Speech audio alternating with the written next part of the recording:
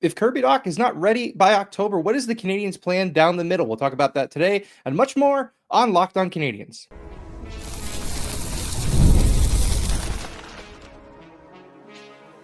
You are Locked On Canadiens, your daily podcast on the Montreal Canadiens.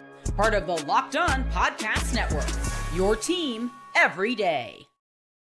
Hello, everyone, and welcome into episode 1366 of Locked On Canadiens. Thank you for making us your first listen of the day and for subscribing wherever you get your podcast. Doing that supports us here on the show and ensures you do not miss an episode. Today's episode is brought to you by Monarch Money. Take control of your finances with Monarch Money. Use code LOCKEDONNHL at monarchmoney.com for 50% off your first year. My name is Ian Boisvert, also known as @MaybeIt'sIan. I am back after a brief vacation in this month of August. And I'm joined, as I always am, by Laura Saba, also known as the Actor Stick. Laura, thank you for holding down the fort for me.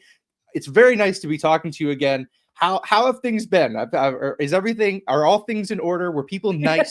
That's all I really want to know. For the most part, yes, they were. Actually, we got a lot of support, obviously, for our two amazing guests. Patrick Bexell, the ever-popular Habs Eyes on the Prize contributor with all of that inside information. And then we had Kay Imam, who was backed by popular demand. The listeners demanded, we provided. We're very excited for another season with, crossovers and such with Kay, and she might come back before the season actually starts because we're still we're like a month and a half away, a little bit over that. Yeah, like I saw there was a limerick posted in the comments about Kay's return to the show. So, I mean, we'll just keep giving the people what they want, which is our buddy Kay Imam of the Game Over Network. I love our listeners. Like I love Kay, obviously. I love our listeners so much. Like when we get stuff like that, it just warms my heart. But yes, it was a great week. I also am very appreciative of everybody who was very nice about that mailbag episode where I tried my best. And I'm just very happy you're back, Ian, I have to say. Well, don't get used to it. I'm taking some time off again coming up soon, but we'll get into that later. That's a different problem entirely. We have some stuff to talk about. I want to talk about Kirby Dach, the perpetual Schrodinger's Kirby. Is he here? Is he there? We don't really know. There are some comments from Kent Hughes that I want to talk about, and because I think there's some thoughts going around that maybe he has suffered a setback in his injury. We'll talk about whether or not there's any evidence to that. We'll talk about the Canadiens just being at practice all the time now. I feel like I've seen the practice facility more than I've seen some of my closest relatives just via videos on the internet. So we'll talk about that. And finally, there was a bit of a story running around through hockey circles this last few weeks of Sam Montembeault being the last of the Quebec goaltenders. First of all, that's not true. We'll talk about why, but there is a larger theme to be gleaned from this. So we'll get into that in our third segment. But let's start with Kirby Dach and Kent Hughes, who we are still waiting to strike. We are waiting for him to do something. As we talked about, it's probably going to wait till September. So we're within striking distance. We're a couple weeks out from that being a reality for us. But this was Kent Hughes on Kirby Dach. This was reported in an article on NHL.com by Adam Kimmelman. The quote is, "Our hope is that he's ready to go either start of the season or some point early in the fall, but we certainly have no intention of rushing him in any way. We need to get Kirby back when Kirby is ready to be back physically, and then be mindful and careful with his return to play." Let's start with the concept of an injury setback, because I've seen that thought floated around.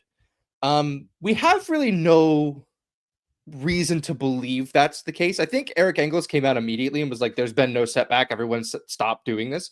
Does this just sound like the Canadiens are trying to control the narrative on Kirby Dach a little bit better than maybe they did last year? Not just that, but it feels like they're also trying to get ahead of some of the criticism too, because I think what happened with Kirby Dach was he came back and he was roundly criticized. We talked about giving him a long on-ramp, but we didn't do that, right? And I mean that collectively. I don't mean you, Ian, or me, Laura. We tried. We tried, really tried.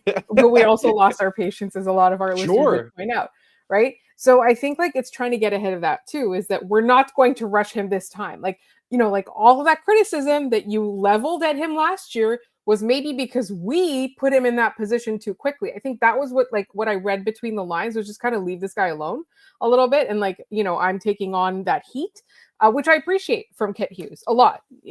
I want to be a Kent Hughes player. I hear that. I hear my GM going to bat for me. Like, that's a team I want to be on, right? So that's one. They're trying to get ahead of the narrative. But two, I feel like with Kirby Dach, I think that no matter what, if he wasn't ready, he wasn't gonna go, right? Right.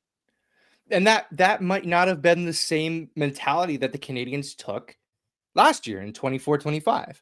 And we know that's true because he wasn't ready. It was, and we were told that there would be an on-ramp, like, right, we knew that it was going to be a process with him, but maybe all of that process didn't need to take place on game night. Maybe all of that process was better spent with him in the weight room, with him training and practicing with his teammates, and not with him going through the rigors and the sort of pressure that comes with performing when the clock hits 7 for a Canadiens game, right? Like it's a different mentality. It's a different way to prepare himself. We'll talk a little bit about the importance of that, of training early on in the summer and over the season in the next segment, because the Canadiens are practicing a ton. If Dach can't go, right, we're looking at game 1 against Toronto. If Dach can't go, what do the Canadiens look like down the middle? Does it change? Like, is it different for you, or is it the same? Is it the same rollout regardless? I think it depends on how long they expect him to be out, first of all. And as Kay pointed out last week, we don't know what he's doing, but we're sure he's trying something, right? Yeah. Kent Hughes is working the phones. We can guarantee that he is trying. Whatever it is, he's trying to solve that number 2 spot. So I think that last year there was a point where we felt that the Canadiens had decided that whether or not Kirby Dach is going to be ready to go, they have to find another solution. And since that moment, which was in the regular season, it was not like past the playoffs or anything like that. Since that moment, I strongly believe that Kent Hughes, Jeff Gordon, they've been doing whatever they possibly can to see what's out there. And so our hope is that they figure that out before the season actually starts, whether or not Kirby Dach is ready to go. Now, if he's not ready to go, I do think that at the beginning, they just kind of go with who they have. Maybe we see a Laval face or two. I'm thinking about Oliver Kapanen. Maybe we see something like that. Owen Beck, we see that in the NHL, but with the understanding that that's not the season-long solution. That is you are getting a cup of coffee, or you are getting a short stint in the NHL because our guy is not ready to go. It is not in any way like this is your opportunity. Obviously, they have to see it as an opportunity and play well enough to one day be part of the solution. I just think that like they're in the absence of that trade, they're gonna go with what's within, like that like they have no choice, right? Yeah. It's sort of the inverse of the Dach dilemma that we've had the last few years, right? Which was, we had Kirby Dach, we planned for him to be the number 2 center, and then something happened and he couldn't do that anymore. This is the inverse, right? Where in the past we had to then think, okay, how are they going to muscle their way through the rest of the season with suboptimal center depth? This time around, if he doesn't start game 1 or the first couple weeks of the season, let's say, like, we're looking at it differently in that there's reinforcement coming. We know Dach will be here. So it's a little different mentally to look at perhaps an Alex Newhook in that role, just going, okay, we need you for a couple weeks there. And once you handle that, you can go to a role that makes more sense for you. But I think it's just slightly different than we've seen in the past.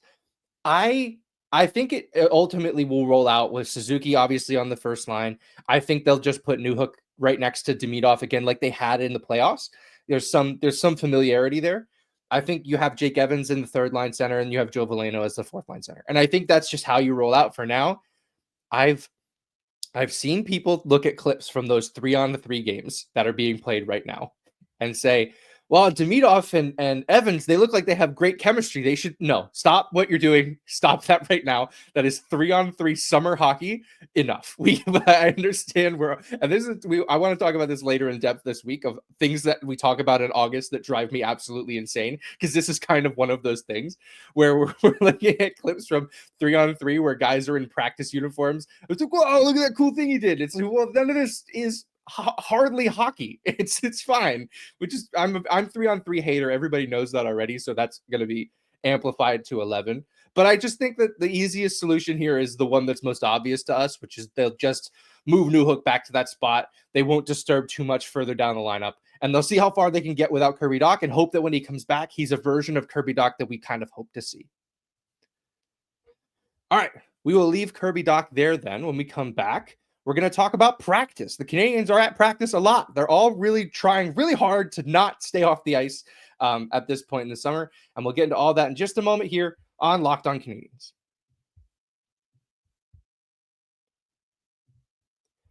Can you tell me how much money is in your 401k? Most people can't name all of their financial accounts or even what they're worth, whether it's 401ks, properties, or investments. And when you don't have the full picture, you can end up leaving money on the table. That's why there's Monarch Money. It's an all-in-one personal finance tool that brings your entire financial life together in one clean, easy-to-use interface on your laptop or your phone. Monarch does all the heavy lifting for you. You can link all your accounts in minutes. You can see clear data visuals, get smart categorization of your spending, and finally feel in control of your money without ever touching a spreadsheet. Do you have subscriptions that you forgot you're paying for? I certainly do. And when I linked all of my accounts to Monarch Money, I immediately spotted a few subscriptions that I wasn't using anymore. Canceling those alone saved me money every month. Don't let financial opportunities slip through the cracks. Use code LOCKEDONNHL at monarchmoney.com in your browser for half off your first year. That's 50% off your first year at monarchmoney.com with code LOCKEDONNHL.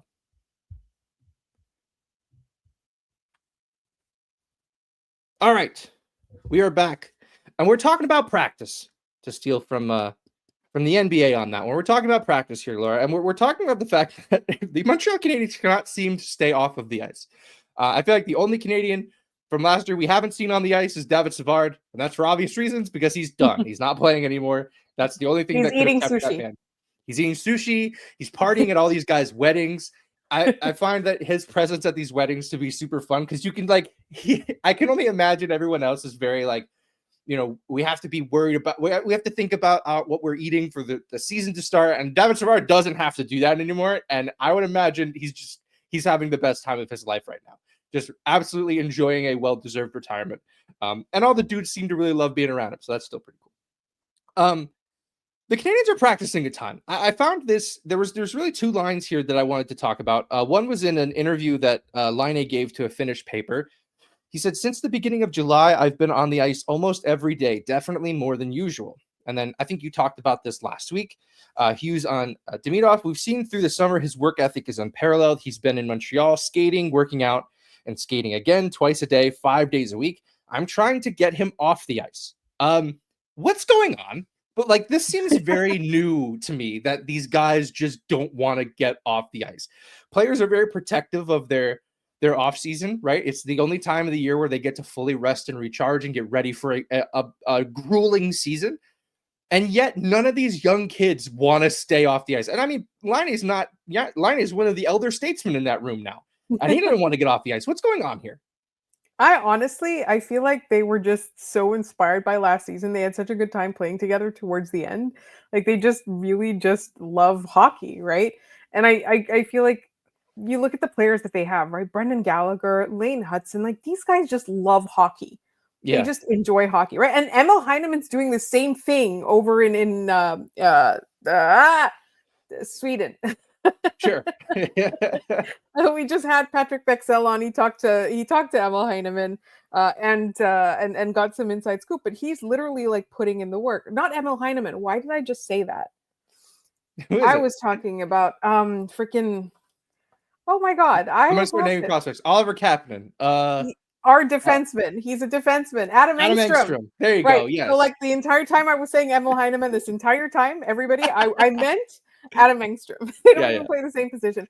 But you know what I mean, right? Like they're just practicing. And I feel like there's something about it because generally what usually happens is they have an exit interview at the end of the season. The players who are coming back, and I think even the players who the Habs maybe might not be ready to re-sign, they get an assignment, right? Like you need to work on this, or here what do you think you need to work on, or how do you think your season went, right? And some of them go away and they practice face-offs all summer, and some of them like they do work on their conditioning. Some of them have to heal from injuries, and I just think that this team and Marty has done something where he has injected or re-injected the joy of playing hockey into this team, and I think they just love it. I think they just love their job. I think that's Yeah. fine. It's a great place to be in when you love what you do, right? And I think a lot of these guys are just starting that career. right? We're talking about Ivan Demidov. We're talking about Lane Hudson. We're talking about, to a certain extent, the Cole Caulfields and the Nick Suzuki's of the world. Like, yes, they've been around for a while, but they're not, they're not grizzled veterans. I think that, when we talk about one of the biggest blunders that you and I made, which was at the beginning of last season saying we would rather have that pick than a playoff run. I think that run changed things for these guys. And I remember there was a Marty St. Louis said that after his first run into the playoffs, where they ended up losing when he was with Tampa, he remembered coming back the next season and it was different. It was just different. You understood how much better you needed to be to get to that next step. And I think that's what's happening here. I think all of those guys, and I think that's why it was super important to have Demidov here to get that experience. Not to say he wouldn't be this, rink rat anyway, but he's got a taste of that in his mind. He has that power play from game 3 in his mind, right? They all do. But they all are now going through the summer just kind of like they're raring to go. They want to play. Now, Kent Hughes makes a good point. These guys do need to give it a rest. I think there's a certain level of this that is nice conditioning to have. Patrick Laine said as much that he ran out of gas this last season because he wasn't able to train in the summer, leading into his first season in Montreal. And then, of course, he gets hurt and he certainly isn't doing a lot of conditioning when he's trying to rehab his knee. So, like, for a guy like Laine, like this summer being on the ice pretty regularly makes a lot of sense. However, it seems like, with Hughes, he wants to try to protect these guys from themselves. I think you fear looking at a guy like Demidov who hasn't gone through the rigors of a full 82 game schedule in the National Hockey League and the travel that comes with. And you start, and I'm not saying he's overdoing it, but I am saying like this is what Kent Hughes and Marty St. Louis and Jeff Gorton are all going to be worried about is you guys have to pace yourselves. And that's a lesson that they have to learn on their own, I think. Yeah. Right? Like, let him get in the gym, let him skate, let him do all this stuff now. Obviously tell him like, hey, we'd rather you not all the time. But also he's only going to learn by, when he gets to December and he goes, man, I'm kind of gassed right now, right? Yeah. And luckily, a lot of these guys have that 2 weeks in February to recover, right? Most of them do. We don't know yet how many of the Habs will have to worry about having to work through those 2 weeks in February. I don't know. Kay and I are trying not to say anything so as not to jinx, but you don't believe in jinxes, so that's fine. I just think that, like there's a built-in break this year that the players get. Yeah, and we sort of saw that with Four Nations last year. Laine was a guy we would have all loved to see get a break, and he didn't get one. He had to go and play for Four Nations. I'm sure he loved the opportunity. He played pretty well in those games too, if I remember. But I think, Laine is a guy who I think I want to see him on the ice more right now because he needs to be. First of all, he's going into a contract year, right? Like he regardless of whether or not it's in Montreal, even though he's said publicly he would love to stay. Him and his wife are putting down roots in Montreal. They're trying to make a home there. So it'd be awesome if he could say, I will step back from my Laine bias from there. I know I'm very much the Laine guy. I don't need to tell you guys that. But like for a guy like Suzuki, and he's stepping on every once in a while, but I don't need to see Nick Suzuki on the ice 5-6 days a week. I'd prefer if he didn't, honestly, right? Like I don't need, who's he proving this to? Like, say that he knows he's going to keep it in the tank for October and be ready to go. But that's a guy that I'm like, I don't really need to see you on the ice right now at all. Am I alone in that? Like, do you feel the same? Not at all, but he's still stepping on, just not a whole lot, right? Like he did take some time off. He did get married. I want to say he did a lot of social stuff in Montreal too at the same time. I just feel like he's got that Iron Man thing going on, and I don't want him to, in service of that, hurt himself. Yeah, it's true. I think if it came down to it, Suzuki would rather, sit out to heal, to rest up for a playoff run, especially if he felt that the team could do some damage in the playoffs. I wouldn't put that by him for a second. He's too much of a team-oriented guy to be like, no, I need to have this Iron Man streak go. As cool as it is, like he's I'd rather see him keep that going because it means he's at it likely means he's at a state where he can still play hockey well, right? Like, no one's playing through in March, the sort of injuries that we see in the Stanley Cup final. So we'll have to keep an eye on this and see how this sort of develops as training camp opens up.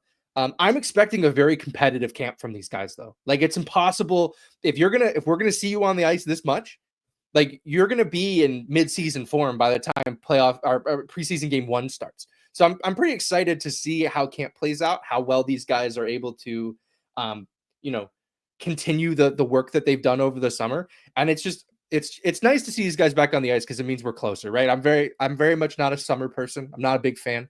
I'm glad to see that these guys are playing hockey because it means we're very, very close to getting back to the real stuff. All right, we'll leave that there. When we come back, we'll talk about goaltending, specifically Quebec goaltending, and why Sam Montembeault might be one of Quebec's last starting goaltenders in the NHL this year. And we'll get into all of that in just a second here on Locked On Canadiens.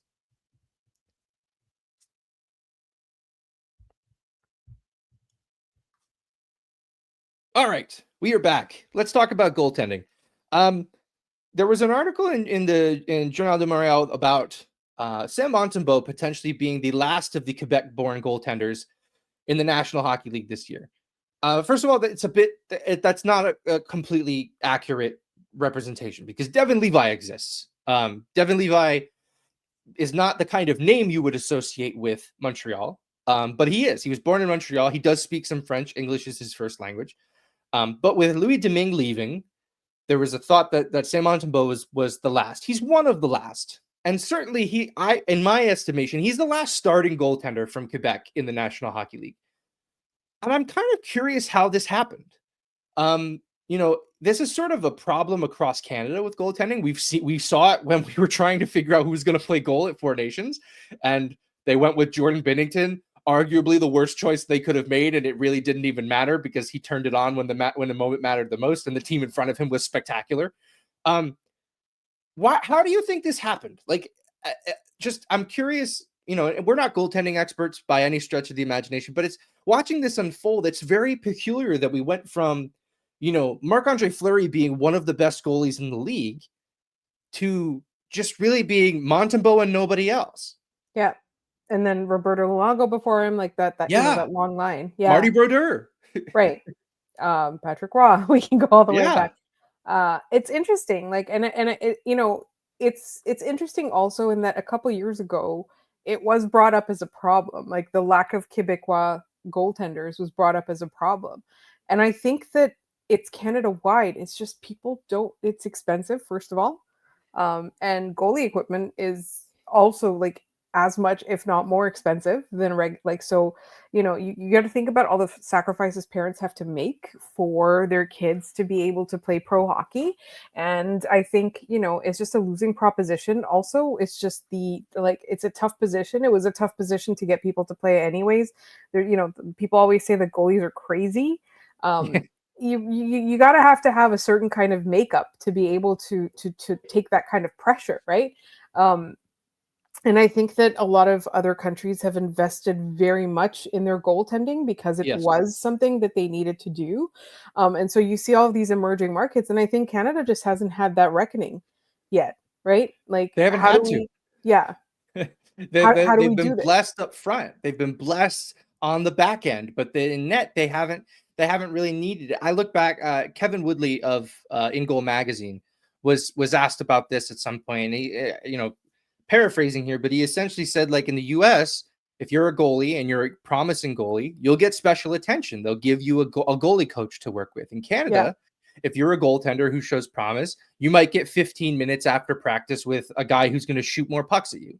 It's not as pronounced of a development path for goaltending, which if you look just at the US as an example, the disparity is obvious, right? Like, I mean, it's Connor Hellebuck. They have Jake Ottinger riding the bench.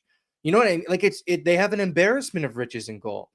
And I was curious, like, wouldn't the Carey Price effect, wouldn't that have been a great opportunity for them to create more Quebec-born goaltenders, specifically Quebec-born goaltenders? You have the best goalie in the sport playing in your province. Like, why? And I think to myself, like, why wasn't that a big deal? And I wonder if it's because at the same time, Sidney Crosby was doing Sidney Crosby things, and I Nathan think McKinnon was doing Nathan McKinnon things, and that sort of maybe masked that, and it was like, well, just go be one of those guys. Yeah. And I think like there was definitely a situation I think I felt was that people just always thought there would be some guy and that some guy just hasn't emerged. That's it. Yeah, Like, I don't have to do it. My kid doesn't have to do it. Somebody will because it's Quebec and we have these pedigrees. Like we have this history. So somebody will figure it out. Right. And so that it makes me really sad. And for I sure. think like it's not the end of the world though. Like they're talking about the last starting goaltender. I don't know that, like there's still a whole generation of kids that are about to make the minors, that are about to start in the very, the very junior leagues. Yeah, So it's just a situation where we don't have an heir apparent, I think, in Quebec or in Canada in general. yeah, I totally. really am concerned about Canadian goaltending, not just Quebecois goaltending, but I really do feel like it was a thing where it's like, okay, someone is going to do it, right? We have to because this is the way it's always worked. Yeah, and I think it's more pronounced because the QMJHL has taken steps back across the board, right? Like we're rarely seeing Quebec, QMJHL players being drafted, especially highly, but the numbers dwindle, especially even as you go through the draft. Like they're not being drafted as much. You know, it was Justin Carbonneau, blank space. Like there was not a ton there. And I think that's just the natural progression is okay. All of these guys are going to be harder to draft because the league isn't doing as well. Goaltending is going to fall on that sword as well. Um, I can Montembeault fix this? Like can Montembeault be that guy? He's gonna if the Canadiens make the playoffs this next year, he's gonna get maybe three more runs with the Canadiens as their starting goaltender in the playoffs. Like, can he revitalize that? And should that be a big part of his focus being a player in Montreal? I think partly yes and no. So he takes it very seriously. He takes being from here very seriously.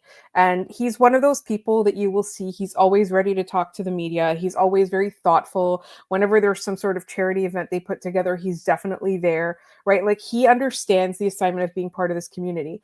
But I think the fact that this team has so many other people like places of focus, I think it takes away from that, right? And this is not to detract from his talent in any way. Like the Mhm. more we underestimate him, the more he proves us wrong. I think that, and a lot of people were saying like we aren't giving Samuel Montembeault his due a lot of the time. Like so I sometimes I do think that's fair. That's a fair criticism Entirely of us, true. right? But I don't know if there's going to be a Montembeault effect unless he puts together insane heroic moments, right? Like he's just kind of quietly understated. He's not too fussed. He's a very likable guy, but he's not flashy in any way, right? Yeah. So unless he becomes the focal point in a way that Carey Price was, or he becomes the focal point in certain moments or certain events, I don't think that no matter what he does, like it's not going to create that kind of effect. Now, I do think though, like he's definitely like if he needs to, he'll put in the work. He'll go out there, he'll do the hockey camps, he'll do the charity events, he'll meet the kids, he'll do like all of those things where like, they pull you in to talk to kids and stuff like that. Like he seems to be like the kind of guy who will fulfill that. I just don't know that, like, unless he's a star, like, people are going to be wanting to be Nick Suzuki or Cole Caulfield or Yvonne Yeah. Demidov. That's who people are going to want to be, Lane Hudson, right? And so it's going to be a bit tough, but I feel like he's up to the challenge if it ever comes calling.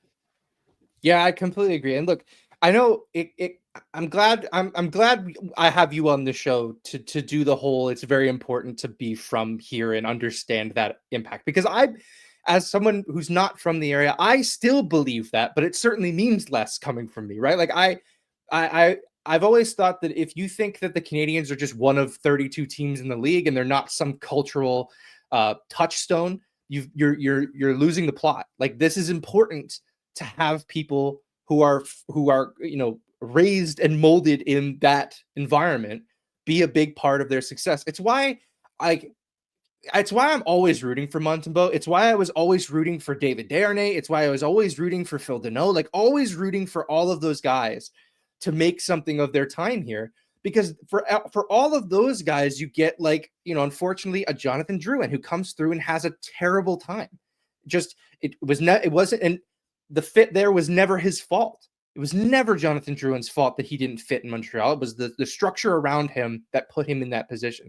So I'm always rooting for those guys to step in and have a positive experience with that sweater on. It's why I'm stoked that Alex Carrier is here, right? And how he when he scored that goal in the playoffs, that was one of my favorite moments. Was watching him have that moment. Like, this stuff matters. It's why, Quebec, the QMJHL needs to get things figured out. It's only going to get harder too with the NCAA now being allowed to take prospects from the Canadian Hockey League. So, they've got to figure that out. It's not going to get any easier for them to develop any more players. So really interesting conversation, despite the fact that I think the article was kind of based on a misnomer, right? Like, because Devin Levi's like, hey, I'm still here, but it's an interesting conversation to be had nonetheless. Yeah. And I do think that's very Journal de Montréal to be like, oh, this guy doesn't have a French name. He's not from Quebec. Yeah. He's got Tory Mitchell problems. That was like the first name I thought of was like, well, this just seems like Tory Mitchell part 2. Like, that guy was from here and he spoke the language. Like, what do you mean? Mike Matheson is the same way. All right, we'll leave that there.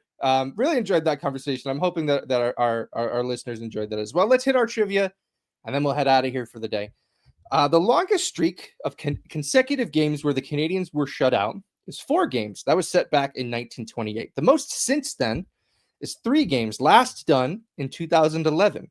Who scored the Habs' last goal before the team went 3 straight games without one? If you know the answer, put it in the comments down below. We'll down below this YouTube video, send it to us any way you know how. We'll shout you out on the next episode of the show. And with that, we will leave you. Thanks so much for tuning into this episode of Locked On Canadiens. Make sure to subscribe wherever you listen to your podcast. Doing that supports us here on the show. Make sure you don't miss an episode.